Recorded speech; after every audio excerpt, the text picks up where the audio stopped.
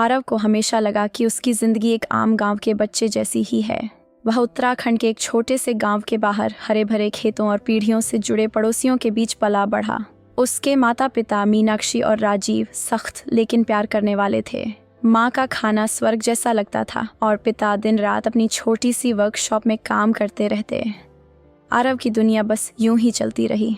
दोपहर की टिफ़िन, मिट्टी में खेलना और हर रविवार मंदिर जाना, उसे कभी किसी चीज़ की कमी महसूस नहीं हुई, सिवाय एक बात के, अपने बचपन की यादों के। उसे हमेशा अजीब लगता था कि उसकी बचपन की एक भी तस्वीर नहीं थी। वो सब शिफ्टिंग में खो गई, मीनाक्षी कहती जब भी वो पूछता। उस वक़्त कैमरा नहीं था बेटा, राजीव हंसते हुए उसके बाल बिखेरते। आरव मान जाता। आखिरकार माँ बाप का प्यार ही तो सबसे बड़ी चीज़ थी। लेकिन जैसे जैसे वह बड़ा हुआ, कुछ बातें असामान्य लगने लगीं। स्कूल में जब जन्म प्रमाण पत्र, बर्थ सर्टिफिकेट मांगा गया तो मीनाक्षी हमेशा घबराई हुई दिखती। एक दिन उसने गलती से अपने माँ बाप की बातचीत सुन ली। हम इसे ज़्यादा दिन तक नहीं छुपा सकते, राजीव की धीमी आवाज़ थी। वो अभी तैयार नहीं है, मीनाक्षी ने घबराए हुए स्वर में जवाब दिया। आरव अंदर तक कांप उठा। क्या छुपाया जा रहा था? आरव को अपनी दत्तक माँ मीनाक्षी के नज़रिए की आदत थी, स्नेह और आशंका से। लेकिन उस रात चुपचाप खाना खाने के बाद उसकी नज़रें और भारी लग रही थीं। अंदर कुछ टूट रहा था। उसके हाथ में चाय का कप था, लेकिन उसके हाथ हल्के कांप रहे थे।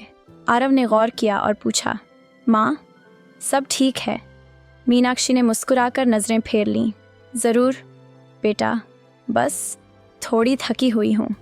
लेकिन आरव जानता था कि बात सिर्फ इतनी ही नहीं थी। उसने कई दिन पहले फुसफुसाहटें सुनी थीं, ऐसी बातें जो मेल नहीं खाती थीं, नाम, तारीखें, कहानियाँ जो उसने पहले कभी नहीं सुनी थीं। और एक शब्द था जो तब से उसके दिमाग में गूंज रहा था, गोद लिया हुआ। ऊपर दत्तक पिता विजय इधर उधर टहल रहा था। वह घबराया हुआ था और उसकी बेचैनी साफ दिखाई दे रही थी।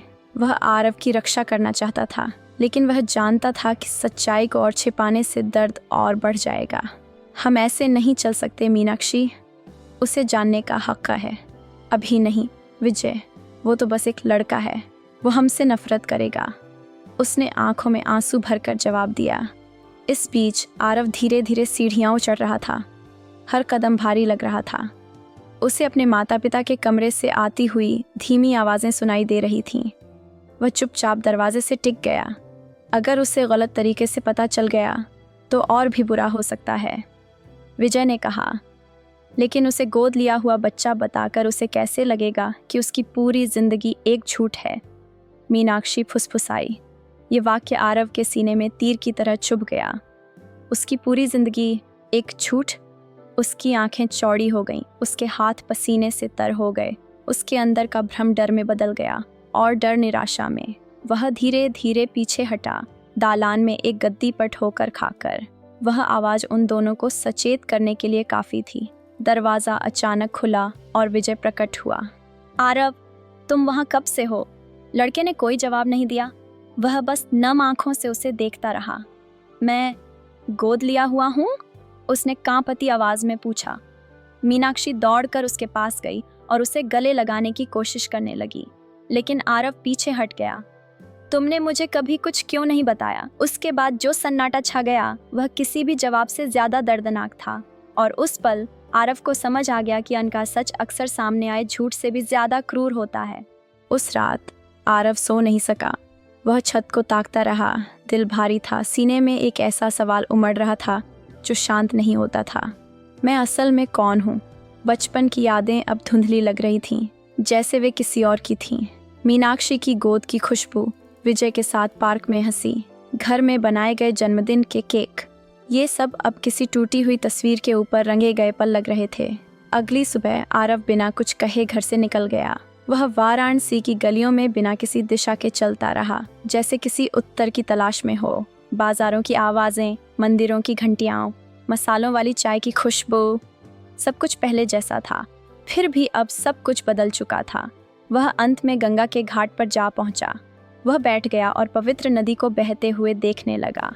उसने देखा कि लोग नदी में डुबकी लगाकर खुद को शुद्ध कर रहे थे। माताएं अपने बच्चों के लिए प्रार्थना कर रही थीं और वह बस चुपचाप रो पड़ा। अगर मेरी पूरी जिंदगी एक झूठ थी तो अब असली क्या है? तभी एक बूढ़ा व्यक्ति उसके पास आकर बैठ गया। उसने कुछ नहीं पूछा, बस चुपचाप बैठा रहा। थोड़ी देर बाद वह धीरे से बोला, जब सच्चाई सामने आती है तो वह दर्द देती है, जैसे आग सोने को शुद्ध करती है। हाँ, जलाती है, लेकिन उसके बाद तुम फिर कभी पहले जैसे नहीं रहते। तुम और मजबूत बन जाते हो, और सच्चे भी। आरव ने कोई जवाब नहीं दिया, लेकिन उसके अंदर कुछ शांत होने लगा। वह उस रात घर लौट आया। मीनाक्षी उसी जगह बैठी थी जहाँ पिछली रात थी, गोद में किताब, आंखें सूजी हुई। वह उसे देखकर चौंक गई, फिर राहत महसूस हुई, लेकिन उसने कुछ नहीं कहा।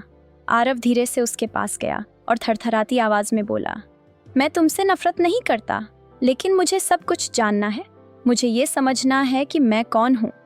मुझे तुम दोनों पर इतना भरोसा चाहिए कि तुम सच बताओ। मीनाक्षी ने सिर हिलाया। उसकी आंखों से फिर आंसू बह निकले, और पहली बार घर में एक ऐसा सन्नाटा छाया जो दर्द नहीं देता था। मीनाक्षी ने आरव को अपने सामने बैठाया। कमरे में अब भी खामोशी थी, लेकिन वह अब डर की नहीं, सच्चाई की प्रतीक्षा की खामोशी थी। उसने गहरी सांस ली, मानो दिल से बोझ उतारने जा रही हो। तुम्हारा जन्म लखनऊ में हुआ था, उसने कहना शुरू किया। आवाज़ कांप रही थी। तुम्हारी माँ का नाम था राधा देसाई। आरव ने पलकें झपकाईं। वह नाम उसके लिए अजनबी था, लेकिन उसमें कुछ ऐसा था जो दिल को छू गया। राधा बहुत शांत और कोमल लड़की थी। हमने उसे अस्पताल में देखा। वह अकेली थी और बहुत बीमार। मीनाक्षी ने कुछ पल आंखें बंद रखी, जैसे वो चेहरा अब भी उसकी यादों में ताज़ा हो। तुम उस समय केवल एक दिन के थे, तुम्हारे पास कोई नहीं था, और हम कई सालों से संतान के लिए तरस रहे थे। आरव की आंखें नम थीं, लेकिन वह सुन रहा था।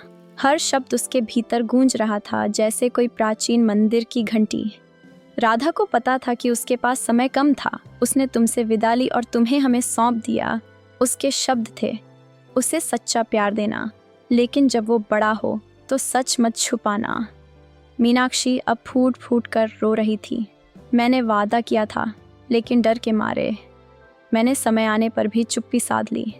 आरव अब भी चुप था। वह अब जान चुका था कि उसकी जिंदगी झूठ पर नहीं, बलिदान पर खड़ी थी। एक ऐसी माँ का बलिदान जिसे वह जानता भी नहीं था, लेकिन जिसने उसे इस दुनिया में प्यार से भेजा था। उसने धीरे से पूछा, क्या मेरे पास उसकी कोई चीज़ बची है? मीनाक्षी कांपते हाथों से एक पुराना रेशमी कपड़ा बाहर लाई। उसमें एक छोटी सी चिट्ठी थी, पीली हो चुकी, लेकिन अक्षर अब भी स्पष्ट थे। उस पर लिखा था, मेरे आरव को, जब भी तुम ये पढ़ो, जानना कि तुम्हें बहुत चाहा गया। मैं नहीं रहूँगी, लेकिन मेरी दुआएं हमेशा तुम्हारे साथ रहेंगी। प्यार के साथ, माँ, राधा। आरव के हाथ कांपने लगे। उसके भीतर पिघल पिघल गया। उसने मीनाक्षी को देखा, और पहली बार उसे सिर्फ एक माँ नहीं, बल्कि एक औरत के रूप में देखा, जो भी प्यार करने की, गलती करने की और माफ़ी मांगने की हकदार थी। वह उसके पास गया, उसके हाथ पकड़े और बोला, अब मैं जानता हूँ मैं कौन हूँ, और अब मैं माफ़ कर सकता हूँ। मीनाक्षी का दिल भर आया। उस घर में पहली बार सच्चाई बोली गई थी, और सच्चाई ने उस परिवार को तोड़ा नहीं, उसे फिर से जोड़ा। कुछ ही हफ्तों बाद आरव एक शांत आश्रम के सामने खड़ा था। हवा में चंदन और तुलसी की खुशबू थी। उसके दिल की धड़कन तेज थी। मीनाक्षी ने उसे एक नाम दिया था, शारदा आश्रम, जहाँ कभी राधा को देखा गया था। वहाँ की साध्वियों ने पुष्टि की थी, हाँ, वह यहाँ रहती हैं। शांत लेकिन गहरी आंखों वाली महिला राधा।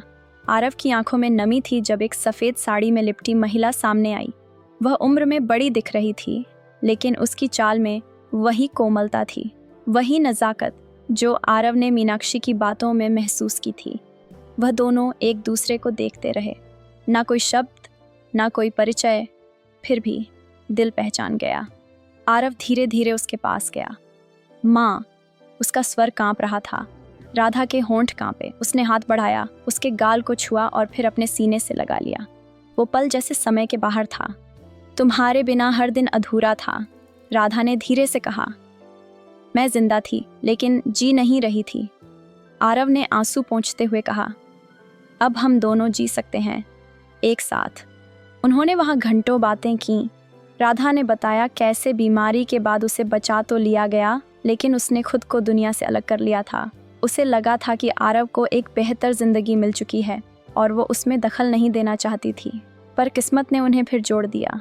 कुछ दिन बाद मीनाक्षी और राधा आमने सामने थीं। 2 माताएं, 2 दिल और एक ही बेटा।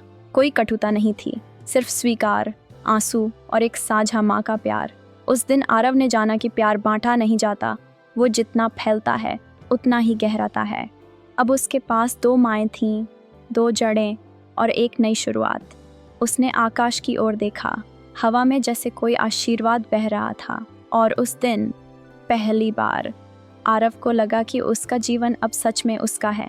और अगर यह कहानी आपके दिल को छू गई हो तो हमारे चैनल को सब्सक्राइब करें और वीडियो को लाइक और शेयर करना न भूलें। आपकी छोटी छोटी प्रतिक्रियाएं हमें ऐसी ही और सच्ची कहानियां आपके लिए लाने के लिए प्रेरित करती हैं। धन्यवाद।